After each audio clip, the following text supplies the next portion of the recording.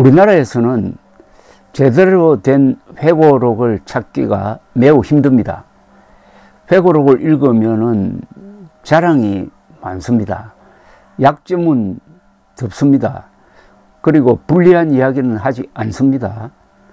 또 여러 사람 고려해 가지고 비판해야 될 부분도 흐립니다. 그래서 회고록이 역사적 자료로서의 가치가 떨어집니다. 그러나 저는 그런 회고록이라도 안 쓰는 것보다는 낫다고 생각하는 사람입니다. 그런 회고록이라도, 즉 자기 자랑하는 회고록이라도 쓰는 것이 안 쓰는 것보다 더 국가와 민족을 위해서 좋은 일이 된다는 이야기입니다. 그리고 대한민국에서 지금 회고록을 쓸 나이를 60세 이상으로 본다면은 그분들의 생애는 세계 역사상 가장 드라마틱하고 또 가장 성공적인 스토리입니다. 한 사람 한 사람의 살아온 과정이 바로 역사를 만들었고, 그 드라마는 우리가 저 방송에서 보는 드라마보다 훨씬 더 드라마틱합니다. 세계에서 회고록을 써야 할 의무를 진 사람들이 한국처럼 많은 나라가 없을 겁니다. 지난 70년의 역사, 전후 70년의 대한민국 역사는 The Greatest Story Ever Told입니다. 가장 위대한 이야기인데 그 이야기를 간직한 분들이 지금 나이를 먹고 있습니다. 돌아가시면 어떻게 되느냐? 노인이 죽으면은 도서관 하나가 불타는 것과 같다고 그럽니다. 그만큼 아까운 자료가 날아가 버립니다.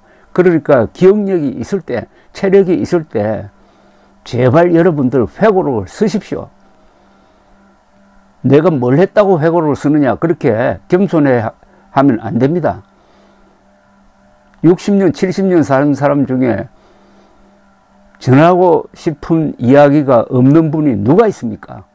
뭐 관직에 높이 올랐다, 그렇게 중요한 게 아닙니다. 얼마나 성실하게 살아왔느냐. 회고록을 써서 출판해 가지고 돈을 벌면 더 좋고, 돈을 벌지 않더라도 자료가 되지 않습니까? 그리고 무엇보다도 가까운 사람들에게 나는 이렇게 살았다는 것을 보고할 의무가 있고, 특히 공인들, 관직에 나갔던 사람들은 국민들에게 보고할 의무가 있습니다. 그것은 회고록을 통해서 보고하는 겁니다. 그런 점에서 저희 조갑제닷컴이 한 달 전에 출간한 이 책, 누가 노무현을 죽였나? 나는 대한민국 검사였다. 이인규 전 대검 중수부장이 쓴 이 회고록은 하나의 사례가 되겠습니다. 아마도 한국에서 나온 회고록 중에서 제대로 된 회고록으로 남을 것입니다. 제대로 된 회고록이 많지는 않습니다. 그러나 이 책은 제대로 된 회고록입니다. 제대로 된 회고록이라는 것은 여기에 담겨져 있는 역사적 사실이 다 정확하다는 겁니다. 그리고 객관적이라는 겁니다. 회고록이면은 대충 자기 사견이 많이 들어가는데, 이 책의 경우에는 철저하게 사견을 배제하고 자신이 수사했던 기록을 남긴 겁니다. 그래서 저는 이 책을 내면서 이게 회고록 운동에, 회고록 쓰기 운동에 시발이 되었으면 좋겠다고 생각을 해 왔습니다. 근데 놀랍게도 우리 국민들이 이 책에 적극 호응해 주셔가지고 현재 이렇게 딱딱하고 또 532페이지나 되고 2만 원이고 하니까 묵직한 책인데도 불구하고 교보문고 종합 베스트셀러 3위와 5위 사이를 왔다 갔다 하고 있습니다. 정말 기분이 좋습니다. 좋은 책을 냈다는 기분도 좋고 많이 팔린다니까 더 기분이 좋습니다. 그래서 왜 이 책이 이렇게 인기가 있느냐에 대해서 제가 객관적인 자료를 좀 찾아보려고 교보문고, 예서24 등 이 인터넷 사이트에 들어가서 이 책을 읽은 독후감을 한번 골라보았습니다. 독후감을 소개해 드리겠습니다. 노무현 우상숭배 신성화를 끝낼 수 있는 팩트책입니다. 강추. 또 한 분은 이렇게 썼습니다. 노 대통령의 서거가 정치적 희생인 줄 알았다. 떳떳하다면 진실을 밝히면 되지 왜 그런 선택을. 이러한 의문이 풀리게 되는 책이다. 출간되기 전 비난을 퍼부었던 노무현 재단 관계자들이 책이 출간된 이후에 너무나도 조용한 것을 봐도 무엇이 진실인지 알 것 같다. 이후에도 죽음으로 모든 것을 덮어버리는 소위 진보라는 정치인들의 잔인함과 무책임함을 다시 한번 생각해 본다. 또 다른 분은 상당히 긴 독후감을 남겼습니다.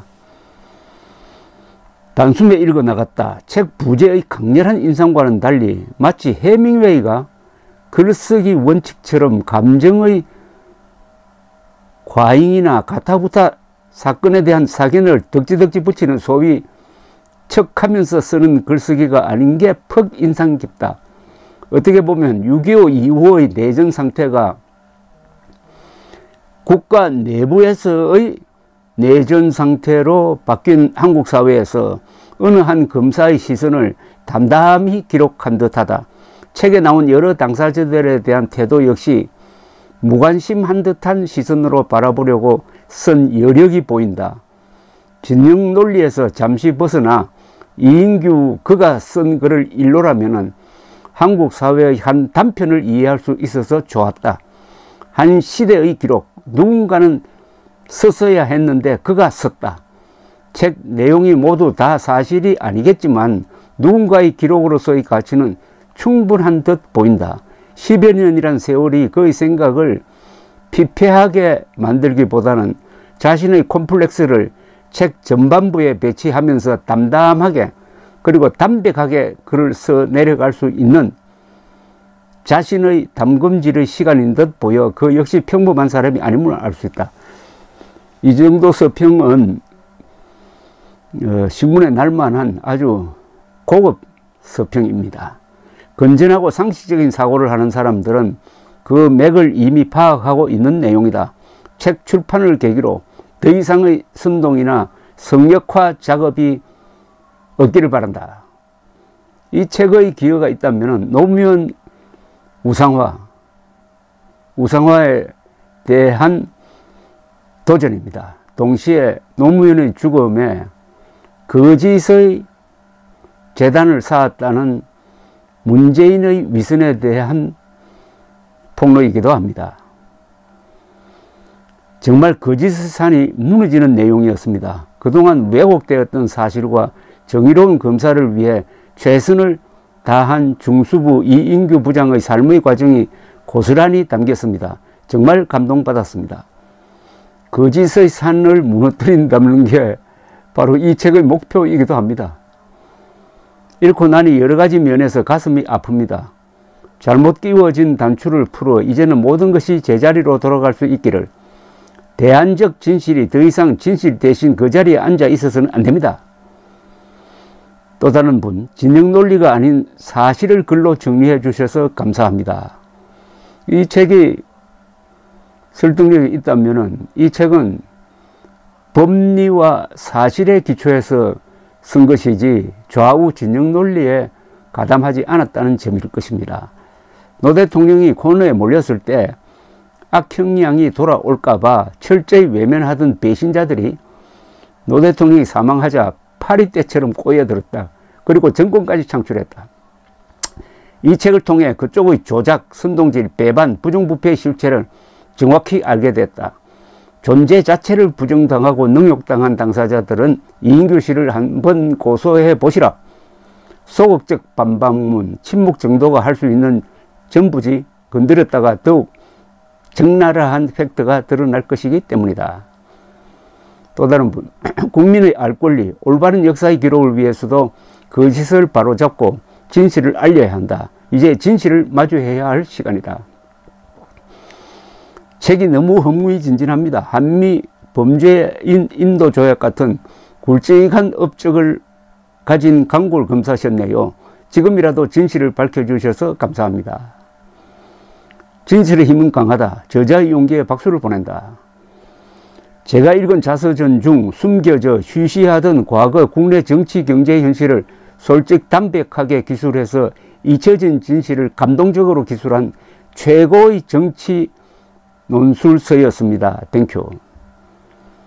또 다른 분, 최근의 내용에 대해 비판이 아닌 비난을 하는 자들은 자신 있으면 저자를 고소하여 진실을 밝혀보기를 바란다. 저자도 그걸 바라고 있다. 하지만 고소를 못할 것이다. 본인들이 한 추한 선전 선동들이 더 많은 사람들에게 알려지길 원치 않을 테니까.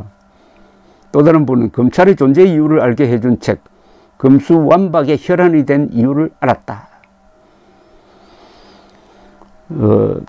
또 다른 서평을 쭉 소개해 드리겠습니다. 별점 테러한 인간들 때문에 리뷰를 쓰지 않을 수 없다.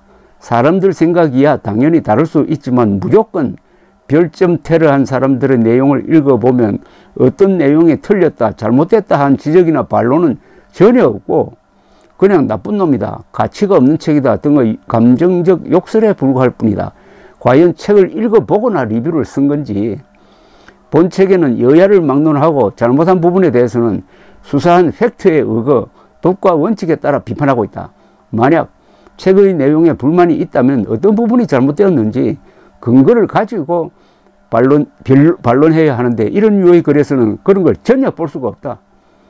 내 기억에도 분명 수사 중에는 노 전 대통령에 대해 가장 비판의 칼날을 강하게 세웠던 척이 가장 지지했던 소위 진보 세력들이었고 당장 책임져야 한다고 소리 높이 외쳤었는데 별세 이후에는 갑자기 나라의 민주화를 이끈 서민 대통령 영웅으로 추앙하는 분위기로 180도 바뀌었다. 항상 그 부분이 이해가 가지 않았는데 이 책을 통해 사실관계를 알게 되었고 정치의 추악한 면모를 다시 한번 깨닫게 되었다. 근거 없는 선전선동에 더 이상 휩쓸리면 안 된다. 다소 늦은 감은 없지 않지만 역사에 대해 진실을 알고 싶다면 반드시 일독하기를 추천한다.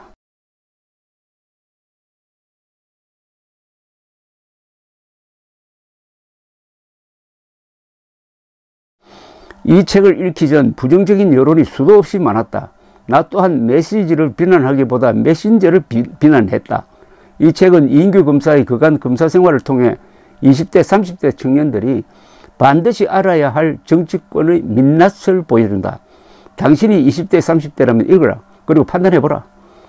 세간에서 그가 걸어온 검사의 길을 비난하더라도 나는 그가 정치권 부패 비리의 행간 속에서 걸어온 길을 담담하고 솔직하게 써내린 글이라고 생각한다. 또 하나의 이 글은 상당히 깁니다. 한편의 흥미진진한 첩보 영화를 보는 것 같았다. 꾸릴 것 없는 사람이 세상을 얼마나 당당하게 살 수 있는지 보여주었다. 정치의 사명이 국민을 편안하게 하는 것인데 기실은 국민의 등을 파먹고 국가를 망치는 기관임을 지금껏 여실히 보여주었다. 세상은 급속도로 변하는데 정치는 조선시대나 지금이나 한치도 변한 게 없다. 어느 시대나 검찰은 늘 한 곳을 바라보는데 권력자나 정치인들이 자신의 치부를 숨기려고 검찰을 와해시키는 공작을 벌여왔다. 특히 전 정권에서 검찰의 위상을 완전히 추락시켰다. 이인규의 나는 대한민국 검사였다는 대한민국 검찰이 걸어온 치열한 역사이며 대한민국 검사에게 주는 지침서다. 진실을 밝히는 용기가 참으로 대단하다. 대한민국에 이런 검사가 많았으면 좋겠다. 법조인들은 통렬히 반성하고 이인규에게서 한 수 배워라. 검사들이 사실은 이 책을 읽으면 자부심을 갖도록 되어 있습니다. 또 다른 분도 좀 긴 글을 썼습니다. 이 책은 이인규 검사의 회고록이다. 처음 앞부분은 그야말로 자신의 회고록이지만 뒷부분은 노무현 전 대통령에 대한 수사기록이다. 노무현 전 대통령의 마지막에 대한 1차 사료이고 매우 신빙성이 높다고 생각한다. 그래서 파장을 일으킨다. 대한민국은 민주주의 국가이다. 민주주의 국가에는 성역이 존재하지 않는다. 하지만 언젠가부터 우리 주변에는 수많은 성역이 만들어지고 있다. 5.18 성역, 노무현 성역, 세월호 성역, 대통령 탄핵 성역 등등. 그리고 유시민 같은 사람은 이 성역을 지키기 위하여 대안적 진실이라는 개념을 내놓기도 한다. 그리고 대안적인 진실이 공색해지면 과거 박근혜 탄핵 때 묵시적 뇌물이라는 판결, 이재명 판결 때 소극적인 거짓말 등과 같이 어느 혼란을 유발한다. 뇌물에 묵시적인 것이 어디 있고 명시적인 것이 어디 있으며 소극적 거짓말과 적극적 거짓말이 어디 있는지 모르겠다. 결국 진실도 없고 뇌물도 없고 거짓말도 없는 것이다. 일단 대안적인 것을 포장해서 대중을 현혹하고 그게 어려우면 그 안에서 새로운 개념을 만들어서 사실이라는 것을 해체하는 것이다. 결국 신만이 할 수 있는 것을 소수 전동자나 권력자가 할 수 있게 도와주는 것이다. 그러면 그런 면에서 이 책은 매우 유용하다. 이 책의 주제는 한마디로 정리하면 사실보다 위대한 진실은 없다이다. 점점 사실이 없어지고 이념만 횡행하는 대한민국 사회에 매우 중요한 이정표가 될 것이라고 생각한다. 고급 서평입니다. 상식이 뒤집어지는 시대에 살아온 우리들이었다. 뇌물을 받고 자살한 정치인이 신격화되는 것이 말이 될까? 그럼에도 불구하고 수사검사의 회고록은 그 정치인의 공소시효가 끝난 다음에야 나왔다. 최소한의 공무원으로서의 규범, 인간으로서의 도의를 지키기 위해서다. 지난 10수년간 그 정치인을 열심히 신격화해 놓은 작자들은 이제와 캐캐묵은 옛날의 이야기를 꺼내는 저희가 뭐냐고 묻는다. 반대로 생각해야 한다. 이제 와서 꺼내는 것이 아니라 지금까지 묻어둔 것이다. 우리나라에서 이 책을 많이 읽는 분들의 수준이 상당히 높다는 생각을 했습니다. 그래도 우리나라는 세계적 출판 대국입니다. 아직 일본을 따라잡지는 못하지만은 이 책 누가 노무현을 죽였나? 나는 대한민국 검사였다. 를 읽어주시고 이렇게 좋은 평을 해주시고 주변에 권하시는 분들께 다시 한번 감사드립니다.